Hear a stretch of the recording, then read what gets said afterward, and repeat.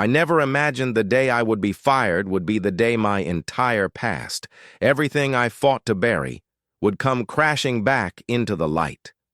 I stood in the center of the marble foyer, my hands trembling as I held the silver tray I had just polished. The staff watched in silence, their faces pale, while Mr. Harland, the man the city called the coldest millionaire alive, pointed at me with the fury of a storm about to break. I felt the blood drain from my face, but I didn't speak. I couldn't. Not yet. He accused me of stealing an envelope of documents he claimed had vanished from his private office. He didn't ask. He didn't investigate. He simply sentenced me in front of everyone, his voice echoing off the walls like a verdict. "Pack your things. You're done here." Those words dug into my chest like claws. I bowed my head, swallowing the pain that rose like fire inside me. I'd survived worse, much worse. As I turned to leave, whispers followed me like ghosts. "But she's the quiet one. She would never. Why is he so sure?" I wanted to tell them the truth, that the documents he lost carried my name, that the life I once lived was more entangled with his than he could imagine. But revealing that truth would destroy everything I had been trying to rebuild. So I kept walking. I reached the mansion gates just as the sky opened, rain pouring in sheets that drenched my uniform. I didn't fight it. I let the storm take me. I thought I was walking away forever. But life has a cruel way of circling back. Hours later, the same millionaire who humiliated me would come searching, shaken, breathless, and desperate, to discover who I really was, and why I had returned to his life at all. People say life has a way of exposing truths at the exact moment you least want them revealed. I used to believe that was just something people said to comfort themselves after disaster struck. But the night I left Harland Estate, soaked in rain and humiliation, I realized fate was far more deliberate than I ever imagined. I had gone there under a false name, hoping to blend into a life of quiet work and anonymity. I needed the job. I needed the distance. I needed to stay invisible, but the universe had other plans. For months, I walked silently through those corridors, keeping my gaze lowered, my past locked behind a door no one had the key to. The staff knew me as May, the maid who worked quickly and spoke little. They didn't know I once sat at conference tables beside men like Mr. Harland. They didn't know I had worn tailored suits instead of aprons. They didn't know I had disappeared from that world the moment it tried to swallow me whole. I thought I could outrun all of it, until the day he fired me. But the story doesn't begin with my humiliation. It begins hours later, when the truth surfaced and dragged him, Harland, the man who swore he didn't need anyone, straight to my door. His knock in the middle of the night wasn't born from guilt. It was born from fear, from the realization that the documents he believed I stole told a story about him, not me, and that I was the only one who could save him from what was coming. Before I take you through everything that happened, the betrayal, the discovery, the past neither of us could escape, I want to thank you for being here, listening to my truth. Make sure to subscribe, leave a like, and comment which country and city you're watching from. Your support keeps stories like mine alive. This is where everything truly begins.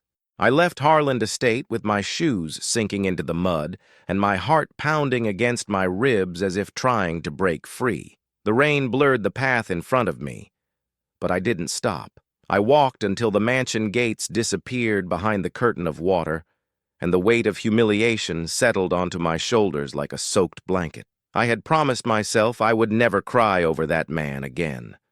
Not after what happened 5 years earlier. But grief, like the rain, doesn't ask permission. It comes when it wants. And that night, it flooded me. I reached the small room I rented above a bakery, pushed the door closed, and leaned against it, trying to steady my breath. The envelope he accused me of stealing rested on my tiny wooden table, exactly where I had placed it earlier that morning. I hadn't taken it. I had found it, outside his office door, abandoned among scattered folders. I thought returning it later would cause no harm, but the moment he fired me, the truth clicked into place. Someone wanted me gone. Someone knew who I used to be. I approached the envelope with trembling fingers. It was thick, sealed, and marked with Harlan's private insignia, a crest only his highest-level executives typically handled. I had seen it before, years ago, when my name still held power in the corporate world, when I was his equal, not his maid. I pressed my palm against the paper, feeling the heartbeat of secrets pulsing inside. If I opened it, everything I had been running from would spill out again. And yet if I didn't, the past would still find me. It always did. The rain outside grew harsher, tapping against the window like impatient fingers. I sank into the chair and buried my face in my hands. 5 years. 5 years since I vanished from the life that destroyed me. 5 years since I made a silent vow never to let someone like Alexander Harlan control my future again. And now here I was, fired by him, accused by him, hunted by the same ghosts that once forced me to disappear. It felt like fate was laughing in my face. A soft knock startled me. I lifted my head, expecting perhaps the landlord or the elderly baker downstairs. But the pattern of the knock, sharp, urgent, uneven, was not from someone familiar. My skin prickled. I approached the door quietly and pressed my ear to the wood. The rain muffled most sounds, but I could hear breathing on the other side. Heavy, unsteady, frantic. Before I could decide what to do, a voice broke through the storm. "May, open the door, please." My stomach dropped. I would recognize that voice anywhere. Harlan. For a moment I froze. Why was he here? Why would a man like him, proud, cold, careful with every step he took, come to the edge of town in the middle of a storm to find a maid he had humiliated only hours earlier? My heart hammered. Instinct told me not to open the door. But instinct also reminded me that running had cost me everything once before. I unlocked the door slowly. When I pulled it open, Harlan stood there, soaked from head to toe, rainwater dripping from his hair, his suit clinging to his frame. His eyes, usually sharp and calculating, were wild with panic. He stumbled inside without waiting for permission. "I need to talk to you," he said, his voice breaking in a way I had never heard. I kept my distance, gripping the back of the chair. "You already said everything you needed to say when you fired me." He shook his head, pressing a hand against the table to steady himself. "I was wrong. I know I was wrong, but something happened after you left." His gaze dropped to the envelope, and the muscles in his jaw tightened. "Those documents, they're not what you think they are. And if the wrong people get to them first, both of us are in danger." His words sliced through the room like lightning. I stared at him, stunned. The storm raging outside echoing the one rising inside my chest. Danger. The one thing I swore I would never let touch my life again. And now it had found me again. Harlan stood in the center of my tiny room like a storm trapped between 4 walls, shaking rain from his sleeves and struggling to catch his breath. I watched him in silence, refusing to offer comfort. This was the man who had just destroyed my reputation in front of an entire staff. This was the man who had once destroyed far more than that. He had no right to look so desperate in my doorway. And yet, he did. "Sit," I said coldly, pointing to the only chair. He hesitated before lowering himself into it, the wood creaking beneath his weight. His eyes traveled to the envelope again, the one he thought I stole, the one someone clearly wanted me blamed for. "Start talking," I added, crossing my arms. He rubbed his temples, leaving streaks of rain across his forehead. "Those documents, they weren't just financial reports. They contained information linked to a private investigation. Someone has been siphoning money from my companies for years, millions." His voice dropped. "And your name is all over the files." My blood ran cold. "That's impossible," I whispered. But even as the words left my mouth, a long-buried memory surfaced. My signature on merger papers, my name on legal drafts, my approval on contracts, all from my former life, a life that had ended in ruin, a life that someone could easily twist into a weapon. "You think I did it?" I asked, my voice trembling with anger. "No," he said quickly, surprising me. "I think someone wants me to think you did." He leaned forward, elbows on his knees. "And they want you out of my house." away from the place where you might recognize something. Or someone. A chill swept up my spine. I sat across from him, fighting the instinct to retreat. Who else had access to these documents? He shook his head. 3 people. My head of security, my legal advisor, and... He hesitated. And my brother. I blinked. Harland rarely spoke of his brother, a ghost of a man involved in his companies but never seen at public events. Why would he do that? Harland exhaled slowly, his voice rough. Because the embezzlement traces back to businesses he oversees. He wants to pin everything on you so the evidence looks clean. If I believed you stole the documents, I'd never suspect him. His fingers tapped nervously against the table. But tonight, someone broke into my office. They tried to destroy the backup drive. That's when I realized firing you wasn't just unfair, it was exactly what they wanted. I swallowed hard. All the pieces were aligning into a shape I didn't want to see. And you came here because... What? You want me to help you clear your empire? No. His eyes lifted to mine, and for the first time since I'd known him, I saw something raw and human behind them. I came because the documents mentioned something I never knew about you. Something I don't understand. Something dangerous. He pointed at the envelope. Open it. For a moment, everything inside me rebelled. Opening it meant unlocking a life I had fought to escape. It meant facing truths I had buried beneath years of silence. But the alternative, remaining blind, was worse. My fingers tore through the seal. Inside were pages of accounting logs, forged signatures, offshore transfers, and then... My breath caught. A photograph. One I had not seen in years. A younger version of me, standing beside a man whose shadow still haunted every corner of my life. Nathan Caro, the former CEO who had destroyed my career and reputation 5 years earlier. The man whose downfall had caused the collapse of my world. The man who vanished after the scandal he created. My hands shook violently. "Why is this here?" I demanded. Harland's expression hardened. "Because Nathan isn't gone, May. Someone has been protecting him, and whoever planted those documents wants to tie your names together again, to bury the truth once more." The room tilted, memories spinning into the present like blades. Nathan, the one nightmare I never outran. Harland stood slowly. "You weren't fired because of what you did. You were fired because of who you used to be, and because someone out there needs you silenced." Lightning cracked outside, illuminating my trembling hands. My past wasn't coming back. It had arrived. I stared at the photograph until my vision blurred. The storm outside echoing the chaos inside my chest. Nathan Caro. The man whose betrayal had detonated my life like a bomb. The man I once trusted with my future. The man whose lies dragged my name into a scandal so deep I had no choice but to disappear. Seeing his face again felt like swallowing glass. I closed my eyes, but the memories came anyway. Relentless, sharp, unforgiving. I spoke without looking at Harland. Nathan destroyed everything I had.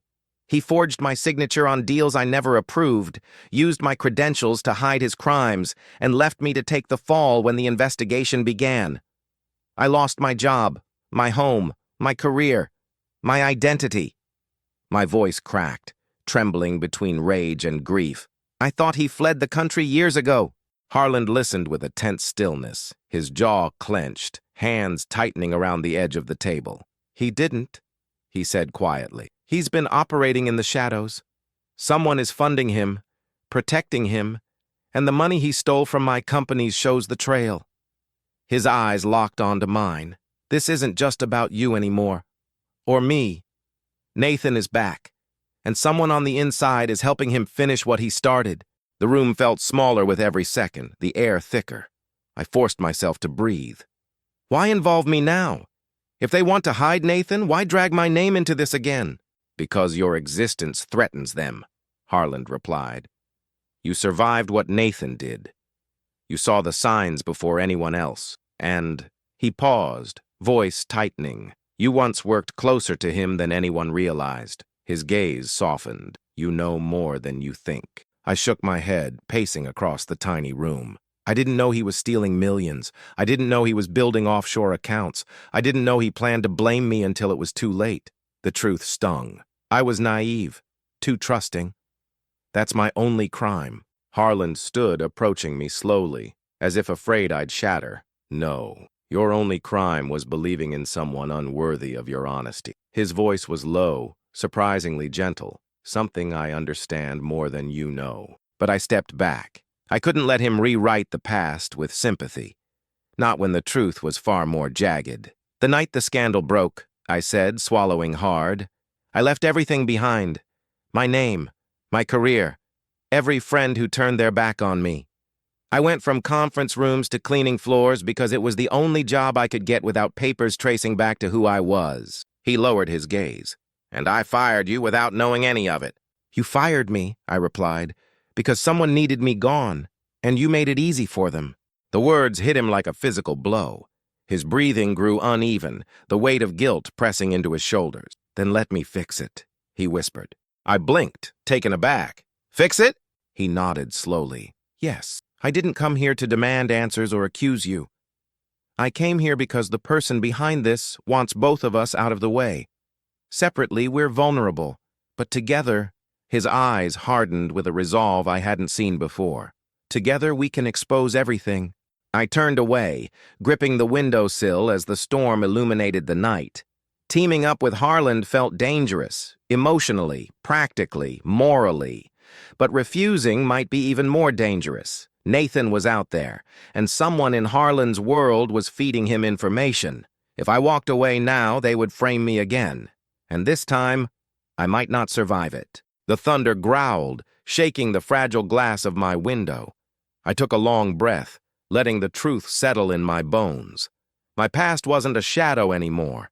It had a face, a plan, a purpose, and it was closing in. I turned back to Harlan, the photograph trembling between my fingers. Tell me, I said, voice steady despite the storm, where do we start? A fire flickered in his eyes, fear, determination, and something else, something unspoken. We start, he said, by going back to the mansion. Lightning flashed behind him, splitting the sky. And I knew in that moment nothing about my life would ever be the same again. The drive back to Harlan Estate felt like descending into the belly of a beast I thought I had escaped forever. The storm had only grown more violent, twisting the trees along the roadside and splattering the windshield with sheets of rain so thick it looked like the sky was collapsing. Harlan gripped the steering wheel with white knuckles, every muscle in his jaw locked in concentration. I sat beside him, clutching the photograph of Nathan so hard the edges dug into my skin. When the mansion finally came into view, its stone walls rising like a fortress against the storm, I felt a shiver crawl up my spine. The place where I had been humiliated now held the answers to the trap being set around us. The iron gates creaked open as Harlan entered the code, their slow swing revealing a driveway littered with broken branches and swirling puddles. Something felt wrong, off. The tension in the air was too thick, too silent, too prepared. As soon as we stepped inside, Harlan motioned for me to stay behind him. The foyer lights were off. Only the dim emergency bulbs flickered faintly along the walls. Someone cut the power, he whispered. His expression sharpened. Stay close. My heart pounded as he led us deeper into the mansion. Each footstep echoed like a warning, a countdown to something waiting in the dark. When we reached his office, the door was ajar, something Harlan never allowed. He pushed it open slowly. Papers were scattered across the floor. Drawers had been pulled out and emptied. A window, previously locked, now stood cracked open, rainwater dripping onto the carpet. The room smelled of cold air and intrusion. He was here, Harlan muttered. Recently. He stepped forward, examining the overturned chair and the shattered glass beside it. But my eyes locked on something else, a folder lying half-hidden beneath the desk. I knelt, pulling it out with trembling fingers. Inside were photocopies of financial reports, and a note written in a handwriting I recognized instantly. A handwriting that had once sent me letters full of promises, lies. Nathan Caro. You shouldn't have come back. You should have stayed gone. But since you didn't, now I have to finish what I started. My breath hitched. Harlan snatched the note from my hands, his eyes widening as he read it. He's threatening you, he growled. He's provoking you. He wants you afraid. He succeeded, I whispered, but not in the way he thinks. Harland looked at me, thunder illuminating his face. May, what exactly did Nathan start 5 years ago? The memories I fought to bury rose like a tidal wave. Nathan was laundering money through shell companies, moving funds between divisions so fast even auditors couldn't catch it. When I confronted him, he told me I could either sign off on the documents or lose everything. I refused. The next day, the authorities arrived, with evidence forged to make me look complicit. I was arrested, questioned, and released only because there wasn't enough to hold me. My voice broke. But the damage was done, my reputation died. Harland's expression twisted. Anger, grief, guilt, all tangled. And now he wants to finish the job. He thinks I'm still that scared woman he manipulated, I said. He's wrong. The office suddenly filled with a distant beep. Sharp, rhythmic, mechanical. Harland stiffened. That's the motion sensor from the West Corridor, he whispered. Someone's still inside the mansion. My blood ran cold. We weren't alone. Harland stepped forward, but I grabbed his arm. Wait, think. If Nathan or whoever is helping him is inside, they're not here for documents. They're here for us. Lightning flashed again, revealing the reflection of a shadow moving in the hallway. Harland turned off the emergency light on his phone. May, he whispered, voice steady despite the danger. Stay behind me. But I shook my head. No. I lifted the photograph, my hands no longer trembling. This time I'm not running from him. The shadow in the hallway paused as if listening. The storm roared outside, and inside the mansion, a new storm was just beginning. The shadow lingered at the end of the hallway, still as stone, listening to every breath we took. My heart slammed against my ribs, not in fear, at least not entirely, but in recognition. I had spent years trying to forget the silhouette of the man who destroyed my life, but the posture, the angle of the shoulders, the way he tilted his head as though amused by our fear, it was unmistakable. Nathan Caro was inside Harland's mansion. Harland stepped in front of me, but I grabbed his arm, pulling him back. If you rush him, he'll disappear again, I whispered. He always does. He plans exits before he plans entrances. Harland looked at me, startled by the certainty in my voice. He wants to be seen tonight, I added. Otherwise, he wouldn't have left a note. He's here to perform. And we're the audience, Harland muttered, fury simmering beneath his words. A slow clap echoed from the hallway, sharp and mocking. The figure stepped forward, just enough for the dim emergency lights to reveal the smirk I once knew too well. Nathan's eyes sparkled with the same poisonous charm he wore during board meetings, the same expression that had fooled investors, colleagues, and even me. May, he said softly, savoring my name like a taunt. You look well, better than last time I saw you. In handcuffs. Harland surged forward, but I held him back with surprising strength. My voice came out steady, colder than I expected. Why are you here, Nathan? He shrugged, stepping closer. To finish what I started, of course. You were supposed to take the fall alone. But you survived. He tilted his head at Harland. And you, Alexander, you're far more naive than people think. Hiring her, keeping her close? You made this too easy. Harland's jaw clenched. You framed her. You've been stealing from my companies for years. Nathan laughed, a hollow, sharp sound. You think I did this alone? Oh, Alexander, you're smart, but not nearly as smart as you pretend to be. He tapped his temple. Your brother has been feeding me everything. Access codes, schedules, vulnerabilities. You two were practically begging me to walk right in. Harland froze, the truth striking him like a physical blow. I could see it, the betrayal cutting deeper than any financial loss. His own brother, his one remaining family bond. Nathan smirked, satisfied with the damage his words inflicted. And the documents? I asked, stepping forward. Why leak them to me? Nathan's eyes gleamed. Because your name still stains beautifully. You were always the easiest to blame. And once you were out of the mansion, the rest would fall into place. His smile faded, replaced by something darker. But you returned. You always had a talent for ruining my plans. I tightened my grip on the photograph still in my hand. You ruined my life, I said, my career, my future. Nathan leaned forward, whispering as if sharing a secret, and I can do it again. Before Harland could react, Nathan pulled something from his coat, a small remote, blinking red. Harland lunged, but Nathan pressed the button before he could reach him. A distant explosion shook the mansion, lights flickering violently. Smoke drifted from the east wing. Harland's face went pale. "The server room," he breathed. "He destroyed the last copies." Nathan seized the moment, darting toward the open window. Harland chased him, but I blocked the path. "No, it's what he wants. He planned his escape already." Harland stopped, breathing hard, torn between rage and reason. By the time we reached the window, Nathan was gone, swallowed by the storm he always seemed to command. Silence fell, heavy, suffocating. Harland pressed his hands against the window frame. "He destroyed everything. Every record, every lead." I shook my head. "Not everything." I lifted the photograph, the one piece Nathan never expected me to see again. Harland looked at me, realization dawning in his eyes. "You know what's in that photo. You know what it means." "Yes," I said, "and I know where he'll go next." Harland straightened, resolve returning to his posture like armor settling into place. "Then we're not done."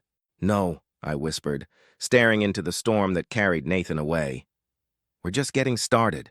I left the mansion that night with the photograph still burning between my fingers, the storm washing the last traces of Nathan's presence from the air, but not from my memory. Harland walked beside me in silence, no longer the cold millionaire who ruled his empire with an iron will, but a man forced to confront the fractures inside his own family. We had both lost something: trust, safety, the illusion that our pasts were truly behind us.